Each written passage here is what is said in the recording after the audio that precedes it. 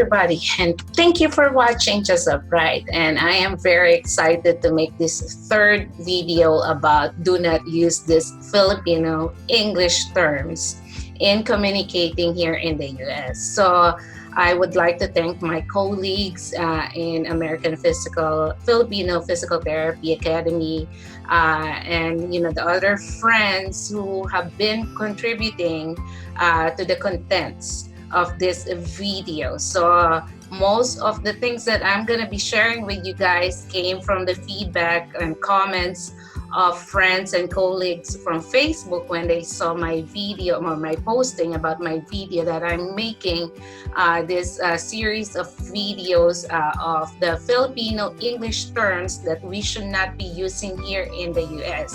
So basically the goal is for us to ease the transition here in the US, to avoid confusion with our communication, and to avoid embarrassment because we are not being understood, and miscommunication because of the terms that we use they are not familiar with.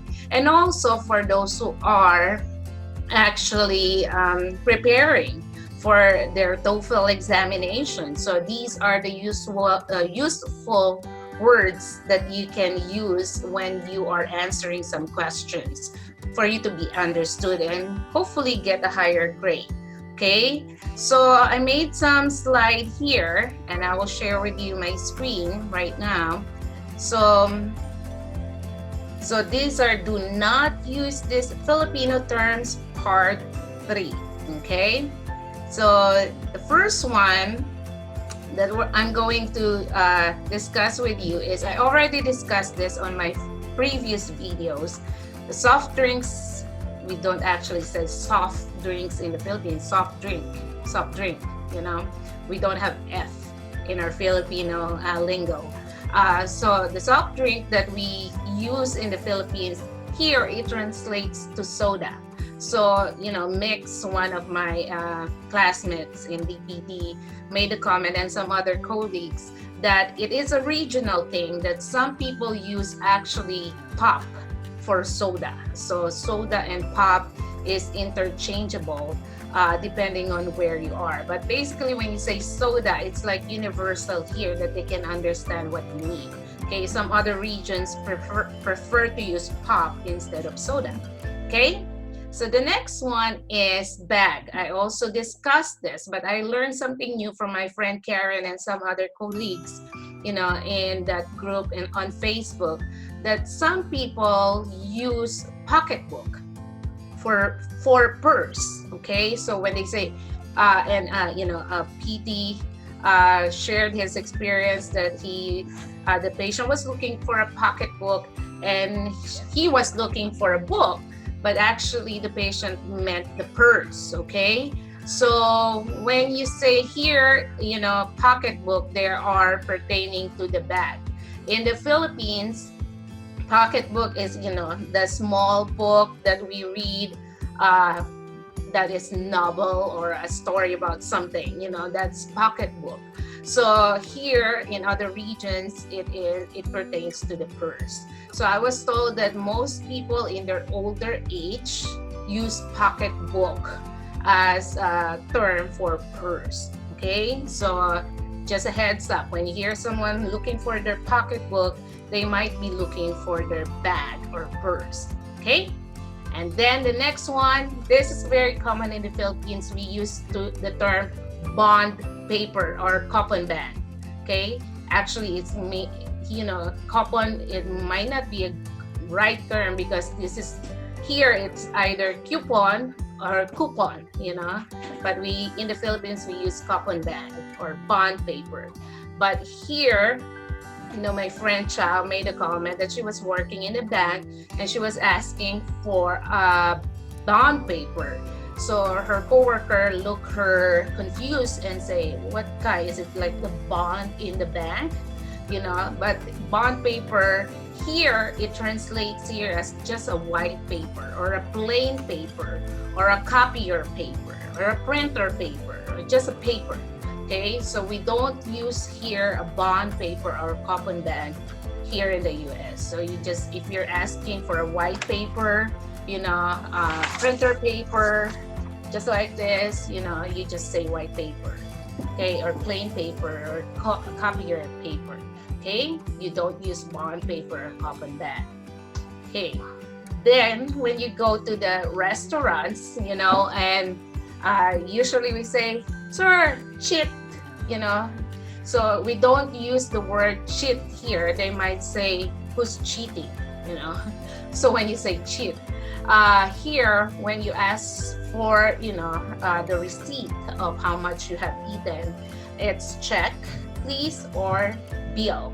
Can we ask for our bill or for the check? Okay, so it's not a cheat. And by the way, just a side note here, giving tips like 15% of how much you have eaten is like almost unwritten rule that you should give tips like that, 15%, okay, of how much you have eaten. So it's like here, it's not optional, it's unwritten that you should really leave some tip for the waiter or waitress who help you out. All right, moving forward, we have, okay, this is very funny because I catch myself saying this. Fill up or fill up, fill up the application form. It's not fill up, it should be fill out, So one of the colleagues from the Facebook group of physical therapy Facebook group pointed this out, and that is very true. All right, moving forward, we have, again, very common, ball pen. In the Philippines, we say, can I borrow your ball pen? Here, we don't use ball pen, but just plain pen or an ink pen, okay? Not a ball pen, just pen or ink pen. And then, okay, so this one is very interesting, okay? So in the Philippines, when we say napkin, we mean feminine pad, the one that we use, excuse me, boys, for, during our period. But here, you don't say napkin, you say pads if you want that for your period, okay? Napkin here, they are pertaining to a tissue or a table napkin or a Kleenex, something that you can wipe your face with, especially after eating, okay? That's the table napkin that we know in the Philippines. That's what they mean by napkin. When they ask you for a napkin, they're not asking for a feminine pad to use to wipe their face. That's kind of gross, okay? And then very common, they use the word TP. TP is toilet paper, and that is specific for using in the bathroom to clean yourself up after using the toilet, okay? Okay. And then my friend, Rachel Miles, she's a missionary and she stayed in the Philippines for a long time. So she also contributed this one, side words. So we usually use side words. Americans understand it better if you say out to the side or sideways. So it's very useful for therapists or nurses giving instruction to patients. Okay, and then this is just a bonus round, just in case you don't know the English for tabo.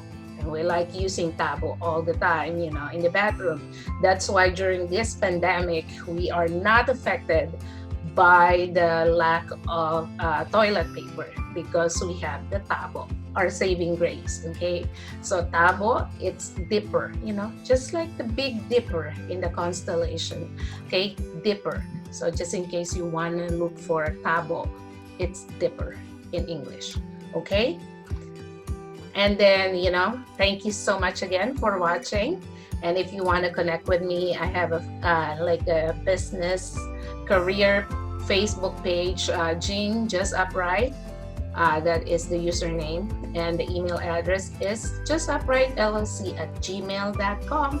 So thank you for watching. I appreciate you guys. Thank you for all who contributed to the terms that I shared here today. And keep them coming. I like the dynamic and I like the interaction that you guys are giving, and I really appreciate all of you.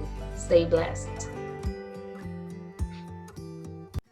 Thank you so much for watching, and remember to hit the subscribe button below. It is for free for the latest video updates.